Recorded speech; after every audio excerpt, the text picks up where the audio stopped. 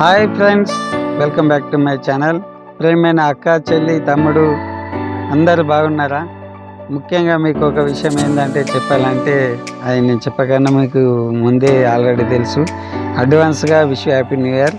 మరి అందరూ 2025కు వీడ్కోలు పలుకుతూ 2026కు వెల్కమ్ చెప్తూ మనం కొత్త జీవితాన్ని, కొత్తగా మన ఆలోచనని మనం ప్రారంభిద్దామని అంటున్నా.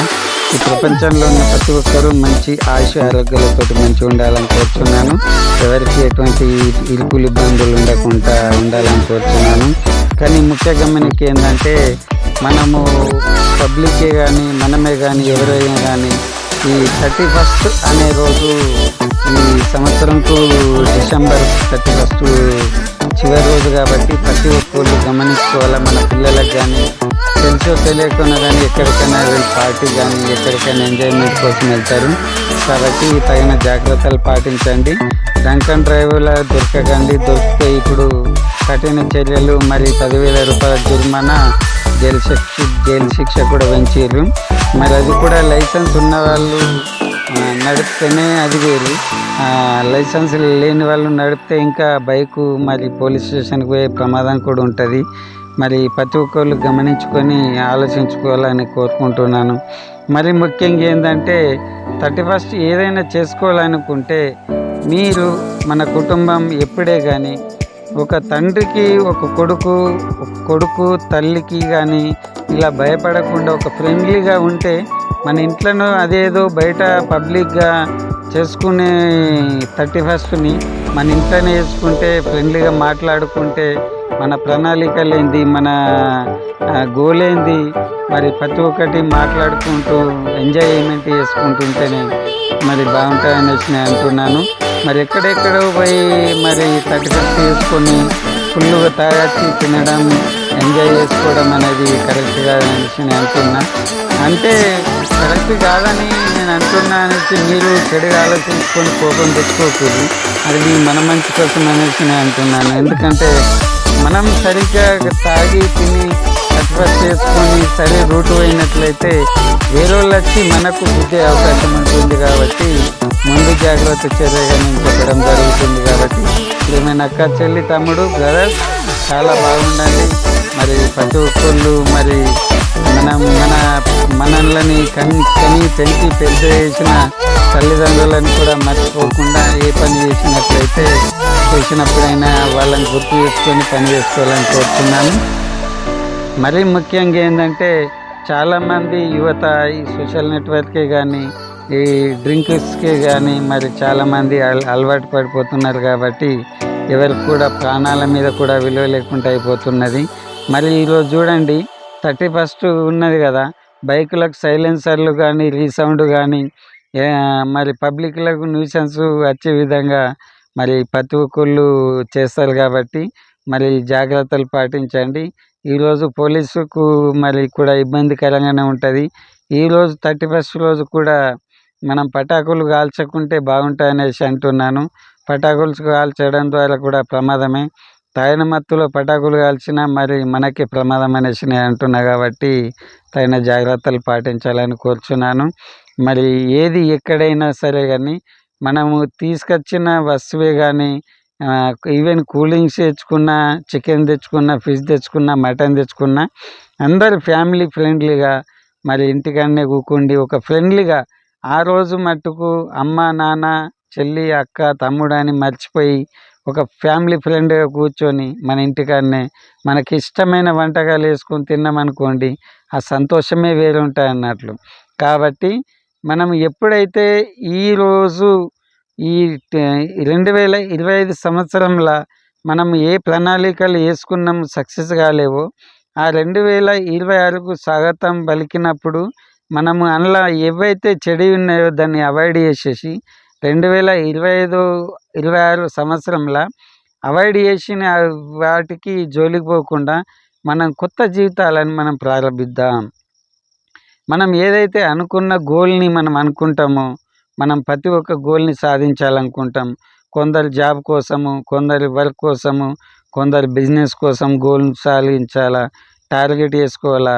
అనేసి మనం అనుకుంటామో అవన్నీ ఈ 2025 సంవత్సరానికి సమాప్తి అయిపోయి 2026 సంవత్సరంకు స్వాగతించి మనము మరి బిజినెస్ రంగమే కానీ ఏ విషయంలో అయినా కానీ ముందంజలో ఉండి మరి అనుకున్నది సాధించేంత వరకు మనం దానిపైనే పట్టు ఉడుము పట్టు ఎట్లా పెడతారు చూడండి, అట్లా మనం పట్టినట్లయితే మనకు అనుకున్నది సాధ్యం కానిదంటూ ఈ ప్రపంచంలో ఏది లేదు.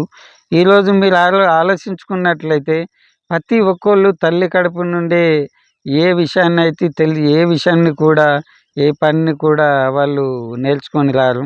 ప్రతి ఒక్కళ్ళు ఉన్నత స్థాయికి ఎదిగిన బిజినెస్ వాళ్ళు కూడా బయటకొచ్చి చాలా కష్టపడి వాళ్ళు బిజినెస్ చేసి వివిధ స్థాయి రంగాలలో ఎదిగిన వాళ్ళే.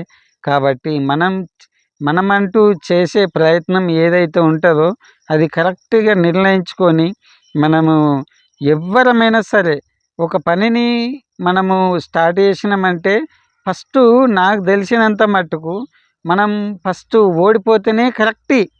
ఓడిపోయినప్పుడు మనకు కొన్ని నిజాలు తెలుస్తాయి. మనం ఎలా స్టెప్ వేస్తే ఆ స్టెప్పు ఎట్లేస్తే బాగుంటుంది అనేసి మనకు తెలుస్తాయి అన్నట్లు. మన లోపల ఆత్మవిశ్వాసం వస్తుంది, మనకు ధైర్యం వస్తుంది అన్నట్లు.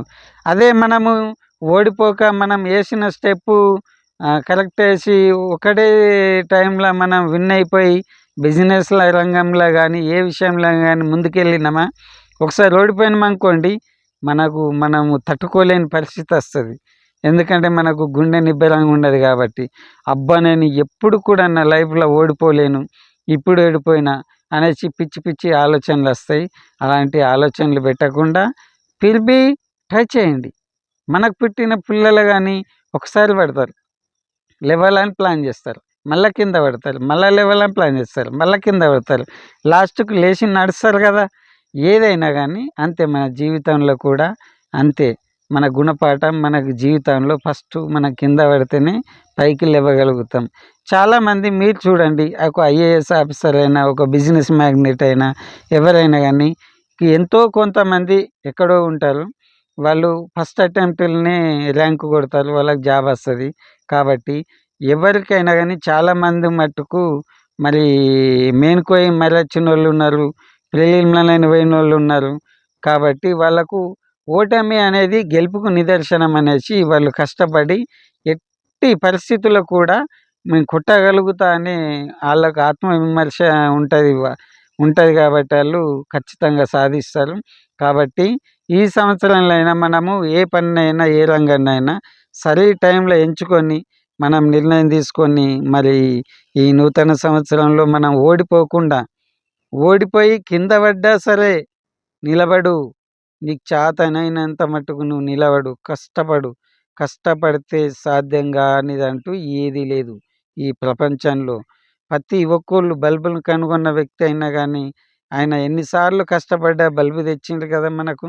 ప్రతి ఒక్కరైనా వీళ్ళందరూ ఓటమి పాలై కష్టపడి కింద పడి లేచినోళ్ళే ఈరోజు మనకి ఈ చేతిలో ఫోన్లు ఉన్నాయి, వాచ్లు ఉన్నాయి, టీవీలు ఉన్నాయి, ప్రతి ఒక్కటి ఉన్నాయంటే వాళ్ళ వెనుక ఎంత శ్రమ ఉంటే మనం ఈరోజు హ్యాపీగా చూడగలుగుతున్నాం అనేసి ఆలోచించి ఈ కొత్త సంవత్సరంలో అయినా కొత్త విధానాలు, కొత్త ఆలోచనలు, కొత్త మార్పుగా మనం మారడం అంటే మనం మనిషి రూపం కాదు, మన లోపల ఉన్న ఆలోచన విధానాలు మారడం, మనం ఎంచుకున్న రంగాలలో మారడం అన్నట్లు, మనం పని చేసుకోవడం అన్నట్లు, అదన్నట్లు.